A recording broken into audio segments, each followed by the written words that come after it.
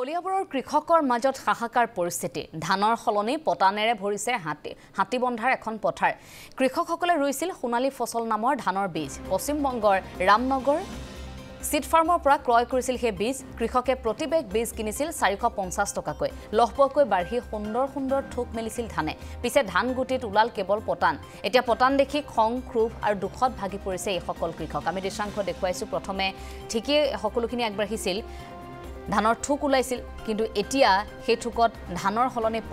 পতান দেখি এতিয়া মুৰে কপালে হাত দিব লগা হৈছে কৃষকসকলে ধানৰ হলনি পতানেৰে ভৰি পৰিছে হাতীবন্ধাৰ এখন পথাৰ কৃষকসকলে ৰুইছিল সোণালী ফসল নামৰ ধানৰ বীজ যি পশ্চিম বংগৰ পৰা তেওঁলোকে ক্ৰয় কৰিছিল ৰামনগৰৰ সিড ফাৰ্মৰ পৰা ক্ৰয় কৰিছিল সোণালী ফসল নামৰ সেই বীজ কিন্তু সেই বীজ ক্ৰয় কৰি তেওঁলোকে খেতি কৰাৰ পাছত এতিয়া এনে ধৰণে পতান উলাইছে যাৰ ফলত মুৰে কপালে হাত দিব লগা হৈছে কৃষকে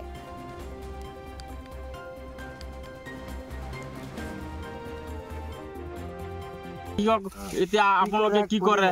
এতিয়া আমি তো বাচিব লাগিব আমি দুখীয়া মানুহ কি কৰে চৰকাৰে এই এজন বুঢ়া মানুহ লাগে একোৱে নাই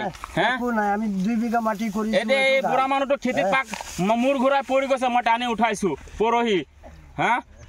এতিয়া আমাৰ চৰকাৰে সহায় লাগে চাক আমি একদম দুখীয়া মানুহ গৰু হাল দি পেলাই কৰিছো সিহঁতে গ্যাৰান্টি দি পেলাই দুজন দিছে আমি খাৰ চাৰ দি পেলাই কৰিছো ইয়া চাক আপুনি বিলাক আহিছে চাই লওক আমাৰ বুঢ়া খেতিত বেমাৰত পৰি গৈছে 2 বিঘা মাটি কৰিছে তেনেকৈ হৈছে এতিয়া কান্দি আহিছো খেতি সব পটান 2 বিঘা লোকৰ চুক্তি মাটি এইটো চুক্তি দিম নে ঘৰত খাম না কি কৰিম আপোনালোক কওকচোন এইবিলাক দাম দিলে কেলে দিছে আমাক মৰিবলে কিয় দিছে 450 টকা কে লৈছে পেকেট ইমান দামী ধান আনি খেতিত লগাইছো আৰু বাবা 60 টকা লৈছে মই 8 পেকেট আনিছো যে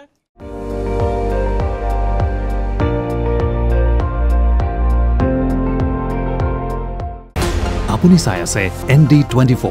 সৰ্বশ্ৰেষ্ঠ নহয় সৰ্বোত্তমৰ দৌৰ